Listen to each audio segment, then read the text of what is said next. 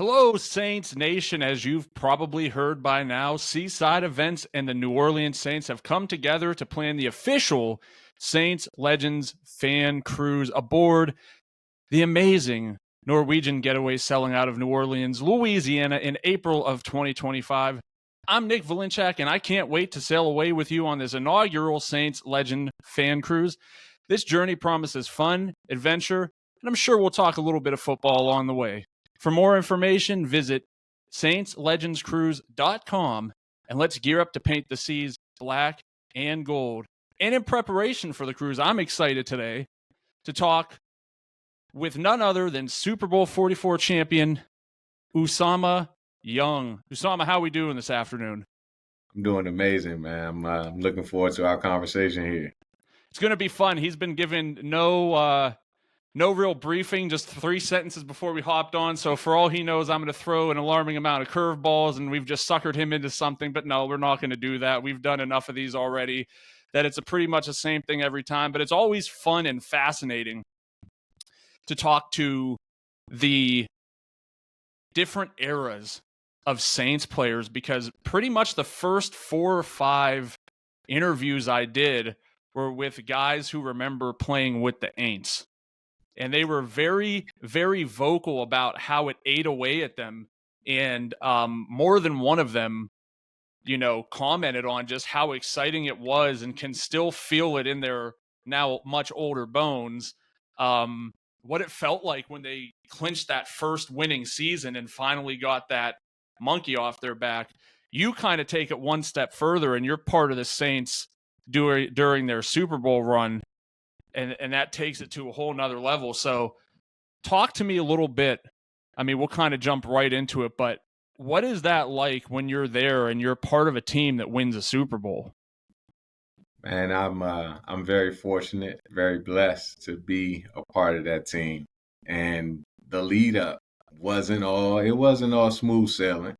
When I first got in, it was a year after the guys that went to the divisional championship and the conference championship.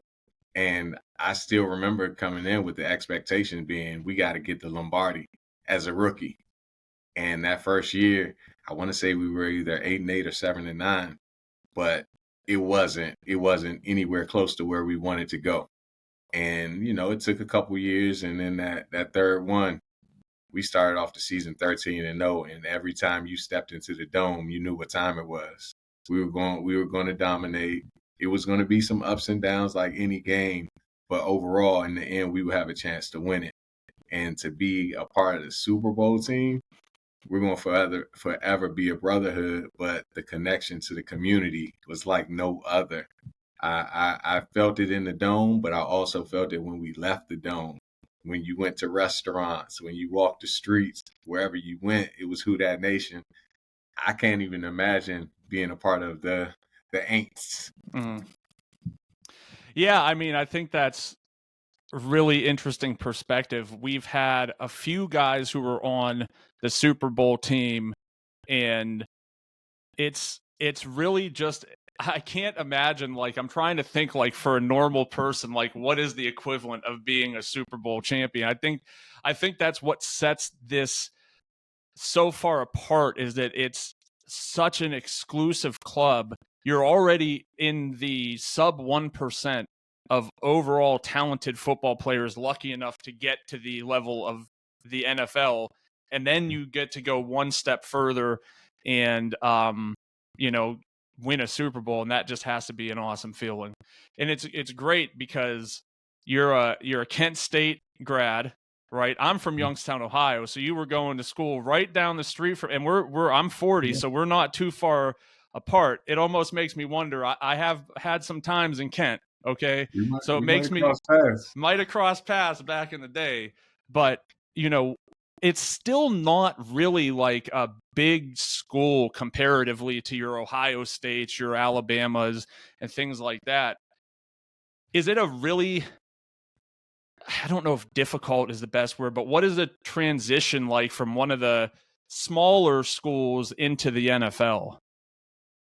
I'll say I had a chip on my shoulder when I first got to the NFL. I had heard it over and over again that I didn't go against the top competition consistently at Kent, but I know that that chip just got bigger from high school because I heard it throughout my high school years too.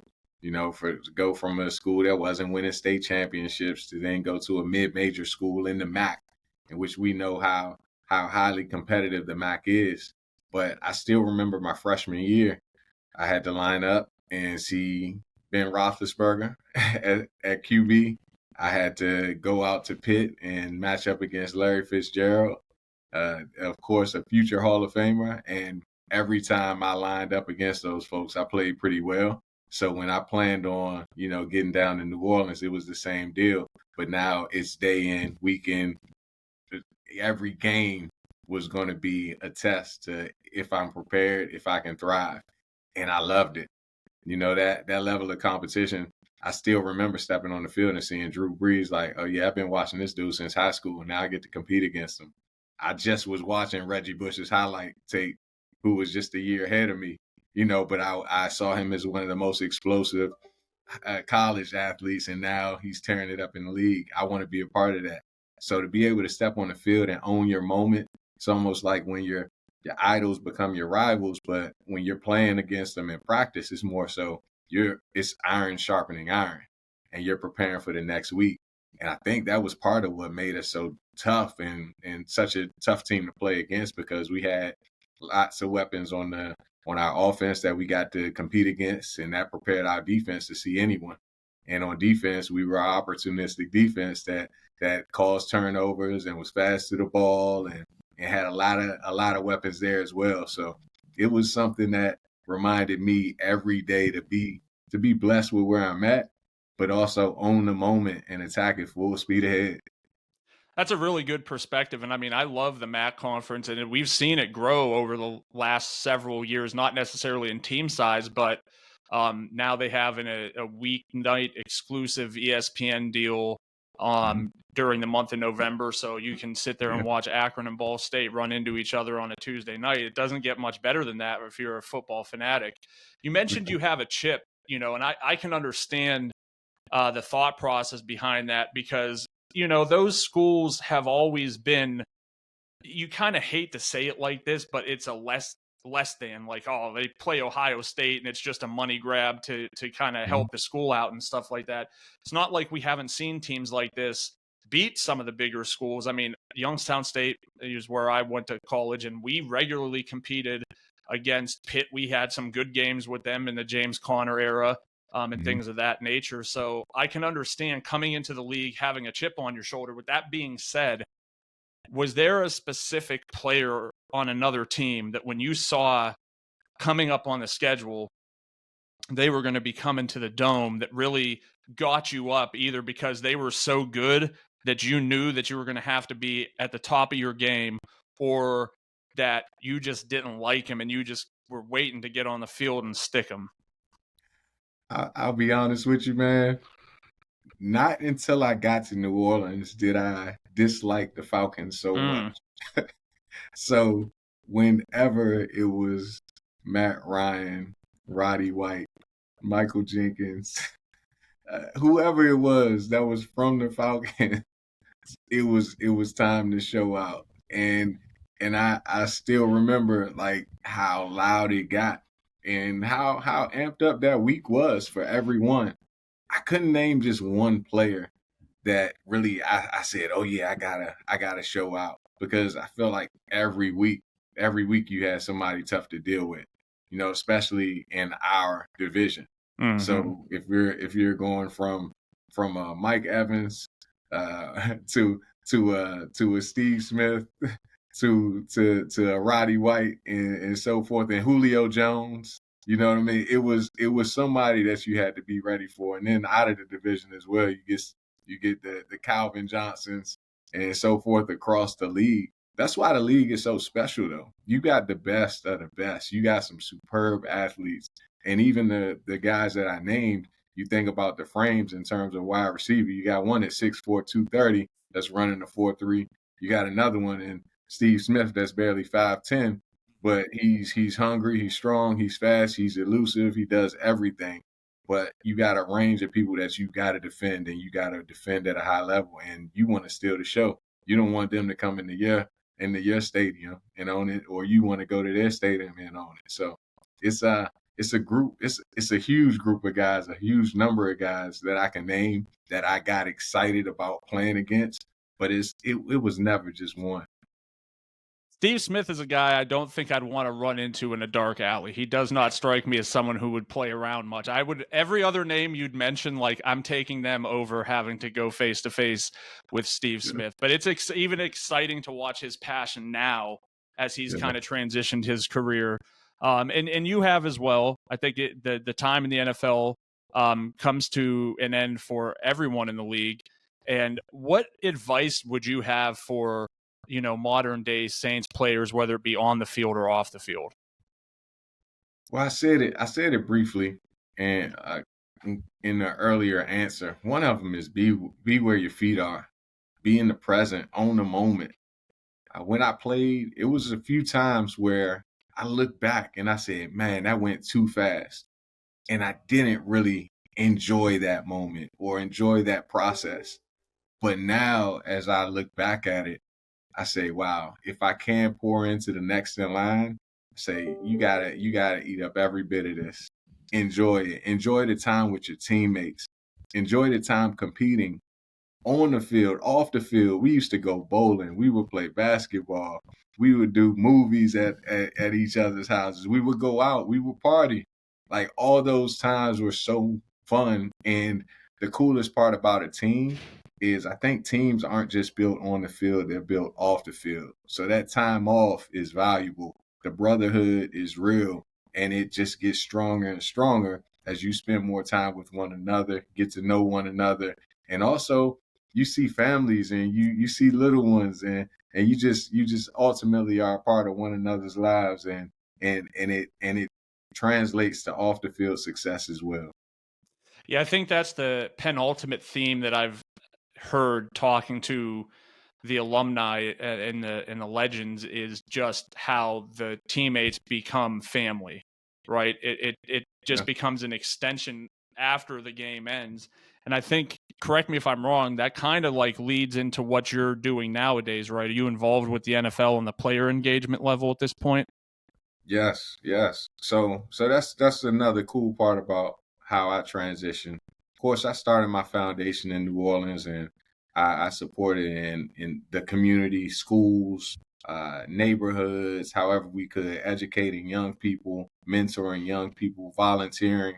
But then I transitioned into my current role at the NFL in player engagement, and I get to pour into the guys that are sitting in the seats that I once sat in. They're in the locker rooms, they're on the field competing, and I get to provide them with educational opportunities, whether it's personal development, professional development, going back and getting their degree, financial education. We put those things together so that players can, again, have success on and off the field and understand that it's bigger than football. So the the reality is that I hit the lotto twice. I got drafted to the Saints, and now I get to pour into the guys that are wearing those Saints uniforms that I once wore. Yeah, and that's awesome. And there's been a lot that I've learned through this process about what the NFL does offer once the game ends. You think that like, okay, if you have so much time vested, they probably have some type of a health plan to make sure that they're taken care of. But I've learned that it's so much more than that. It's mental health outreach, it's continuing education, because you got to remember a lot of guys don't finish school, they get drafted, and you have to make the smart decision for yourself at the time, which is to play your cards out in the NFL, see how far it could go. But just learning that the NFL really is there to try to make the best possible life a 360-degree thing for its players and former players is really an encouraging thing to hear, especially in this day and age. So I would be remiss if I didn't talk a little bit about the fact that we're going on a cruise, right? That's the whole point of this conversation. Have you gone on a lot of cruises? Not a lot. Not a lot. I've been on a few. Okay. Is there something that you like specifically about, like, is there one thing that you can isolate that you really enjoyed and were like, I can't wait to do something like this again? I gotta be honest. I like the options. I like Mm, the options on the cruise. I like being able to go to the pool, being able to do the comedy shows, to see the musical what is it, performances. I like to sit back and relax on the deck, look at the water, listen to the water at night. Man, I do a lot while I'm on cruises. So it's all, oh, and I like the food and the drinks too, of mm. course. Well, the great thing is all of that's included, your full food and drinks. And there's tons of bars, tons of specialty restaurants you can do. There's comedy shows, as Usama said. There's even game shows. You can go see Deal or No Deal. You can go to the arcade. You can ride slides. And that's just stuff that we're doing on the ship. It doesn't count when we go to Costa Maya or Harvest Caye or Roatan or Cozumel. In your experience, was there like a destination that you went to once you got off the ship that you were like, oh wow, I I've seen pictures, but this is really some next level stuff here. You brought up one in Cozumel. I like the beach. You Mm, know, I like to get out on the beach. I like to eat the food. You know, having some fresh seafood when you get off, and even potentially doing some shopping. So mm. that was something that I like when we dock and we get off and we got the day to just spend in the city that we're visiting. Yeah, and we're going to have plenty of opportunities for things like that. We have a lot of opportunities too for interactions with the alumni. We're going to be doing things like question and answer sessions, trivia sessions, dinner with the alumni, autograph sessions, and then competitions. Is there something that you could isolate that you would actually be like really excited to be able to do with the Saints fan base while you're on this cruise? I like competing. And I'm not talking about the physical competitions anymore. If Hmm. we got some trivia, I want to do the trivia, man. I can see myself competing against some of the fans in the trivia portion. Well, that's good to see that the competition in you just doesn't leave. I'm the same way. I don't golf, and I don't golf specifically because I'm not good at it, and I cannot take the idea of playing against people who are going to beat me. My Yeah, ego is too fragile, and so I just don't partake. I But understand. I we're understand. we're going to have a lot of options, and I think to to me that is the selling point of this whole thing is that you get to see the guys on the field, you know, Sundays, Thursdays, Saturdays during the NFL season. You might catch little quips of interviews and stuff that they do throughout the year or even when they're retired and off the field. But it's a whole different type of experience when you're listening to them actually like in their emotions talking about what it felt like when they got the first winning season for the Saints, the first time the Saints got to the playoffs, the Saints winning the Super Bowl, and all of these things like that. I think that type of thing is, I think, what's going to be most exciting for fans to kind of be able to partake in. As we Yeah. close this out, what message do you have to the Saints fan base that you would want to do to encourage them to come on the ship and join the cruise? You know what?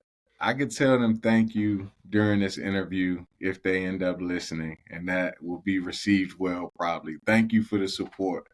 But if you're able to go on the cruise, it won't just be myself. It'll be myself, several of my teammates, several of the guys that came before and after me that are truly appreciative of what the Who Dat Nation brought to the Saints for the years that we played and beyond. When you talk about the memories that those guys had, my mind started to go all over the place because I've got so many stories to tell, so many thank yous to give, so many moments that I truly appreciate that have truly molded me and shaped me. And I can't knock it. I gotta be straight up. Who Dat Nation did that. So we would love to see you on the cruise, have fun, party, enjoy some storytelling and some fun competition. So that would be my pitch to whoever might be questioning or undecided on going to show up so that of course we could give our love and show our love back. Well, that was a great sales pitch. You can tell he's excited. I'm excited. We're both going to be there. So make sure you can be there. So go ahead and buy your tickets to the Saints Legends Fan Cruise today. Usama, where can they find you on social media? They can find me running. I Uh, run on IG and YouTube, Usama_Young on the run. I run every day. I usually have a positive message to share. I'm on day 949 straight of running. and I that's how I stay active. That's how I stay fit. I don't do too much lifting, but I like to spread positivity and healthy living. Well, that's awesome. Any way to spread a positive message is a good thing for this world. You can find us on Facebook at Saints Legends Fan Cruise. You can find us on Instagram at Saints Legends Fan Cruise as well. And that's all for today's Saints Nation. Remember, the inaugural Saints Legends Fan Cruise is setting sail in April 2025 aboard the Norwegian Getaway. Don't miss this chance to hang out with your favorite Saints legends and fellow fans. For more information and details on how to book your spot, head over to saintslegendscruise.com. I'm Nick Valinchak, and I'll see you on board.